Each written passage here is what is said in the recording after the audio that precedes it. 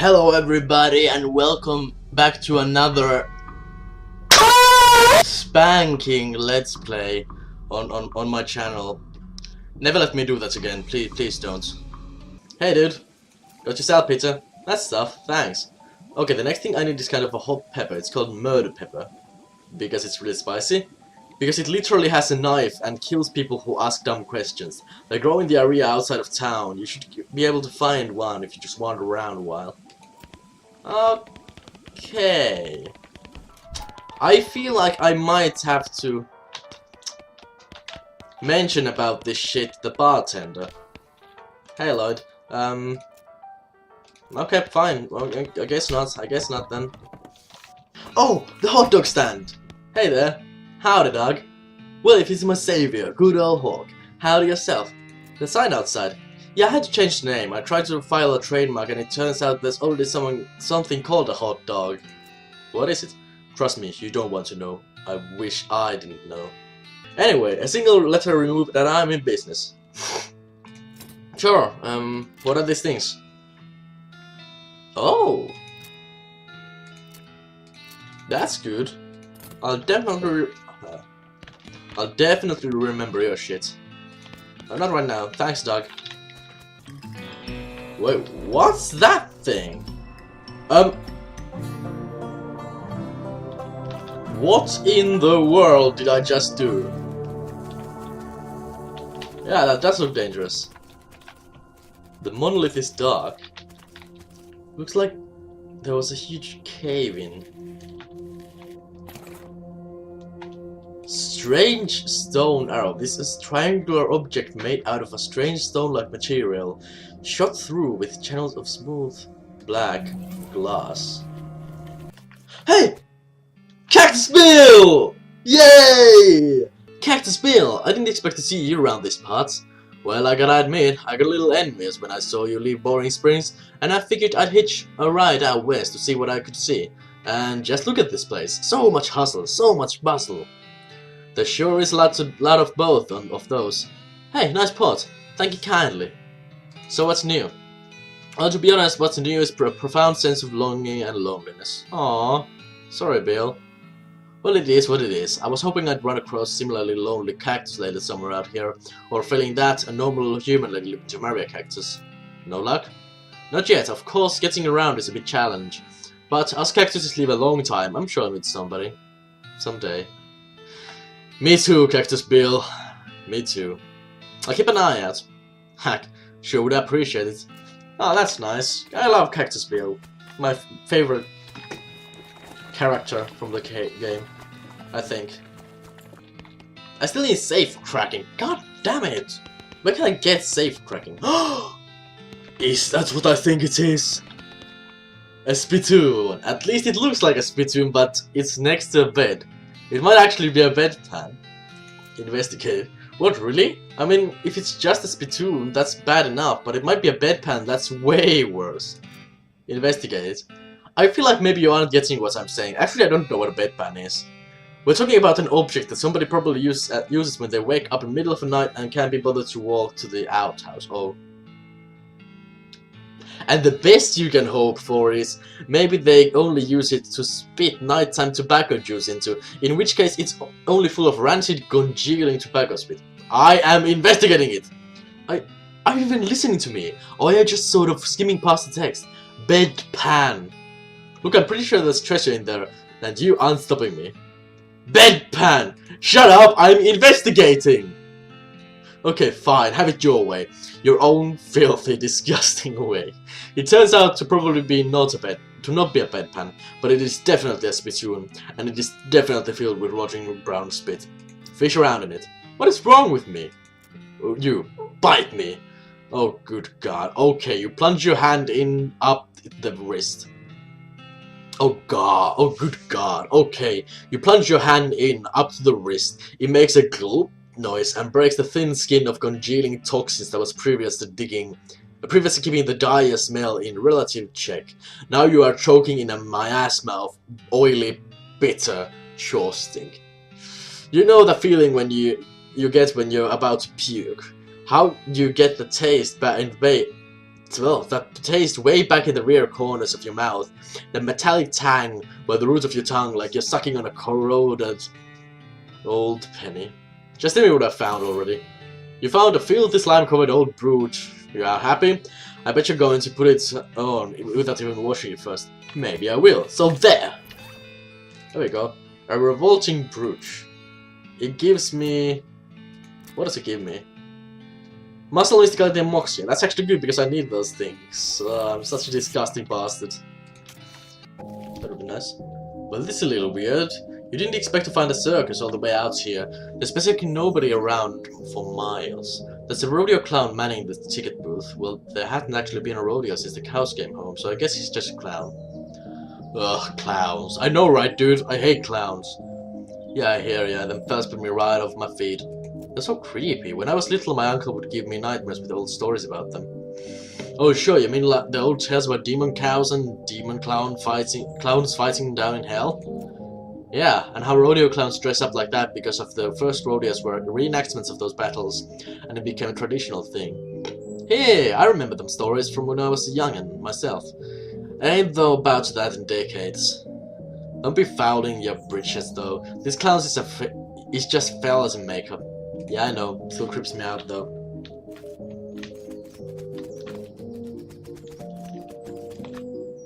As you approach, the clown puts on that basic cheerful facial expression that retail employees use when the last thing they want to deal with is a customer, but they're not allowed to say so.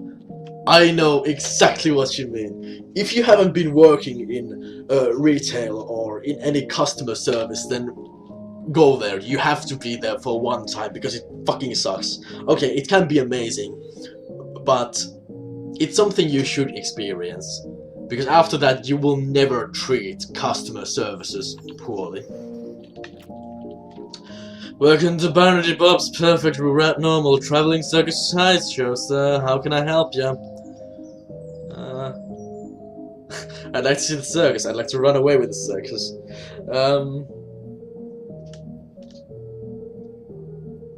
I'd like to see the circus, please. Well, you came to the right place then. But if you want to get inside, I need a ticket. Presumably you can sell me one. Why, certainly I can. That's my job after all. After all, for you, sir, a ticket will cost 5,000 meat. Does it seem a bit high? I promise you, sir, this price is a real steal. Why so expensive? But now this is no podunk little traveling circus. We've got rides, games, food, and an amazing demonstration of knife-throwing skill by none other than Barnaby Bob himself. How about Bundy? Oh, the boss is a real master of knives, let me tell you. He does this amazing stunt where he gets a volunteer from the audience up on stage and throws knives at them. He never misses his target. Did you leave the part where he puts an apple on their head or something? What? Oh, right, sure. The music is so fucking creepy. Tell me more about the rides. Well, I suppose I should say ride, but we haven't had a single grisly merry-go-round accident since we stopped turning it on. How about the games? Oh, we got tons of them. That's 3 counts of tons. 3 is more like some. We got some of them. How about the food? We got your favorites. Popcorn, sarsaparilla with fancy new bowl caps. Is this a reference? This is a reference to Fallout in New Vegas, I think, with the fucking star bottle caps. I get this. Did you hear about the new thing a fella invented, cotton candy? Yeah, I might have. Well, it's still patented, but we're pretty sure we'll figure out how it works. Mostly, more or less. You aren't doing a very good job of selling me on this. Hell, whatever do you mean? Outfoxing. First you ask for an outrageous sum of meat, and then you describe your circus in terms that make it sound distinctively cut rate. Well now, if you really expected me to pay that much, you'd be doing your best to make it sound like a magical paradise. On the other hand, if it really is a chintzy as you describe it, you'd be asking a price cheap enough to overcome poor word of mouth. Which leads me to the conclusion that, for some reason, you don't actually want to sell me a ticket. The clown starts to look nervous. Now, let's not jump to conclusions, friend. I'm just pulling a leg a bit, clowning around like we do. It's not good fun. So the actual price is 500 meat. I could buy half a horse for that. Sure, but what are we gonna do with half a horse? The circus is much more entertaining. I could still outfox him if I had more outfox him, but I'm gonna pay it. Fuck it. There we go. Let me just stamp your hand for re-entry. There you go. Enjoy the show. What about my partner? Partners get in for free. Okay, that's nice. As you enter the circus, the ticket booth clone shouts, "Welcome to Brandony Bob's perfectly normal traveling circus sideshow, sir," in a loud and enthusiastic voice. Sure, why not? You stroll into the circus. Actually, I guess it's more of a carnival, but let's not split hairs, and find it almost entirely deserted. Without more than a dozen other patrons beside yourself. There's a bunch of clowns around, working at the booths and so on. More clowns than customers, which is a little unsettling, but at least lines won't be very long. I'm gonna fucking die. Wow, you look disturbing. There's a clown here selling rubber toy balloons. When he sees he has your attention, he smiles and waggles the balloons at you enticingly. Howdy there, fella. Interested in a toy balloon? What colors do you have? Oh, well, just take a look. Red. They're all red. How do you make them float like that? Why, there's nothing to it. Heck, they all float around here, haha. You float too! How much are they? 30 minutes. Fine. Can you tell me about the circus? Really, it's more of a carnival, but let's split hairs. Haha! What would you like to know? Why is everyone working, clown? Oh, it's a traditional when the, rodeos stopped being put on. The rodeo clowns took other jobs as circuses and carnivals. Over the years, it just became the normal thing for carnies to be clowns. It's a community, you might say. Ha ha ha! Who's this Bundy Bob guy? Oh, the boss is a real famous showman. Though I'm not surprised you haven't heard of him around here. Ha ha! Got an eye like a hawk, and he's a real whiz with those knives of his. Don't miss your show. It's a real highlight of the carnival. What are your traveling plans then? This place you got is set kind of out of the way. What are your plans? Haven't decided yet. That's why we're set down somewhere a bit more rural. Keeps things relatively quiet while we scout around, get the lay of the land and all. Ha ha! Where do you travel from? Was your previous stops interesting? Oh, northwest. It was a little hole in the ground kind of place. You wouldn't even heard of it. Ha ha! Okay, see you around. Please don't talk to me again, you're disturbing. Well, speaking of disturbing. Howdy, fellow. Can I interest you in the wonders and mystical delights of the sideshow? What do you have in there? Secrets, mysteries, things too weird and disturbing to be witnessed by the light of day. Freaks. Not just freaks. How much? 300 meat. Fine, I hope I won't be disappointed. The sideshow tent is fairly large, with weird things to look at like all good sideshows are. A few lanterns are hanging from the ceiling, casting flickering shadows around and making everything look even more eerie. A clown is hanging out in here, presumably to keep an eye on the exhibits. He grins and nods as you enter. Come on in, take your time, have a good look around. Just remember, no touching. You see several shelves full of white eggs, each one painted with a unique pattern of colorful shapes. Clown eggs. In the circus community, it's traditional for each clown to paint their chosen make-up pattern into an eggshell. These clown eggs are achieved for future reference to ensure that no one chooses a pattern that has already been used. It is considered extremely taboo to wear another clown's face. These must be eggs for the clowns that work in the circus. You recognize a few of them, like the clown in here, the sideshow tent, and the ticket seller clown out in front. Hey, step back! No touching. Fine. You lean in a little closer to inspect the jars. They mostly contain malformed or mutated animals pickled in formaldehyde. A three-headed kitten, some kind of ferret or weasel with 8 legs, a twisted Mobius loop of snake without a head or tail.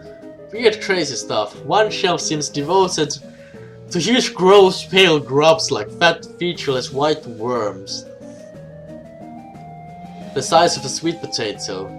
The one on the end is larger than the others and has shiny black eyes. Someone has painted its face in an apparent parody of clown makeup.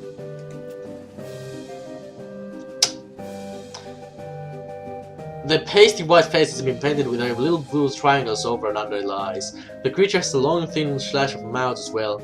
and the area around it has been painted with a bright red lipstick. The black eyes flash red as the thing suddenly thrashes its jaw, spinning to face you and stretching its mouth open, revealing rows of yellow shark teeth. You stumble back with a cry of shock. Yeah! Got you pretty good there, buddy. What is that?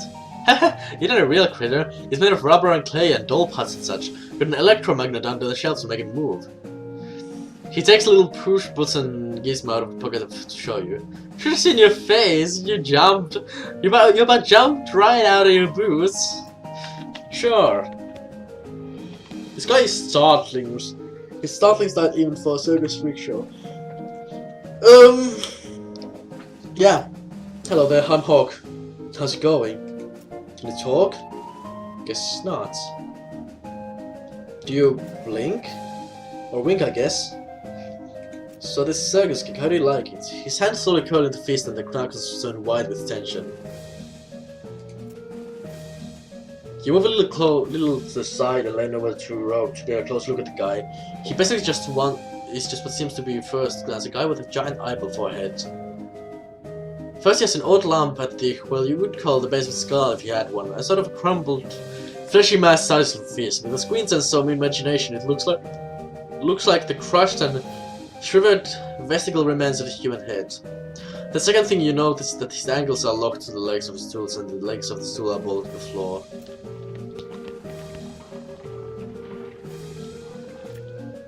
Hello there. Welcome to the sideshow. My name is Douglas. Hi, I'm Hawk. Glad to meet you. So, what's your deal? Why am I in a sideshow, you mean? Yeah, you seem perfectly normal. How forthright of you. Of course, it's only natural to wonder. Wait a minute. You said the last bit without even moving your lips. Are you a ventriloquist? Not at all. Allow me to demonstrate. He stands up and turns around. His back is the same as his front.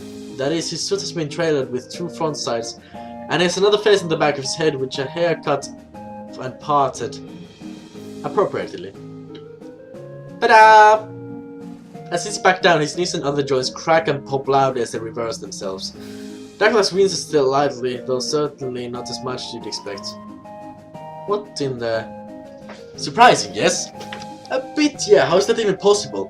Douglas shrugs and holds his pipe up to the now back of his head, so his other face can take a puff. Are you... what's the phrase? Siamese twins? Not exactly. It's difficult to describe, I'm afraid. Two minds in one body with two faces? It would be closer to the truth to say two instances of the same mind, with, as you say, two faces. Yeah, that doesn't make sense. It took some getting used to, that's much for certain. Were you born like this? I would not wish to discuss how I came this way, if you don't mind. It's the necromancer. The circus is the necromancer's place. That's why I need such high levels for it. Your knees must be a wreck. Surgery was necessary to permit them to bend in both directions. It sounds worse than it feels, I assure you. Why are you in a sideshow? With a regular suit and haircut, you'd probably easily pass for normal.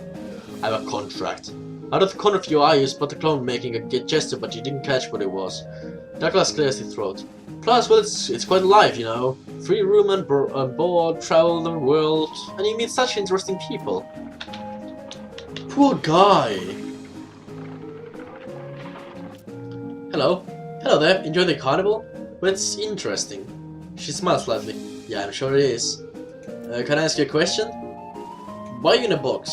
First things first, we haven't been introduced yet. Oh, I'm Hawk. Nice to meet you. Nice to meet you too, Hawk. I'm Janet. Hey, Janet. So, why are you in a box? That's a rather personal question, isn't it? Oh, sorry. I'm only teasing, dear. Would you like to see inside? Sure. Shane whistles to signal at the clown and he moses over. He unlocks the door in the front of the box and throws it open with a theatrical flourish. Inside, instead of Janet's body, you see a tangled, complicated assortment of glass tubes and pipes, tinging clockwork gears and pumps, liquids of various colors, mostly red, slosh through the tubes. A large bellows near the top inflates, then begins to slowly deflate. What do you think? It's horrifying, like something out of a nightmare. Yes, that's an accurate description. I'm sorry, I hope I haven't insulted you. No offense taken. I've only seen myself once in a mirror. It took quite a while. It took quite a while to get used to the situation. How did this happen? Were you in some kind of terrible accident? I'm sorry, but I can't talk about that. Of course, sorry, it must be a painful memory. Her calmly composed face creases into a very slight grimace as she shoots a sidelong glance at the clown. Yes.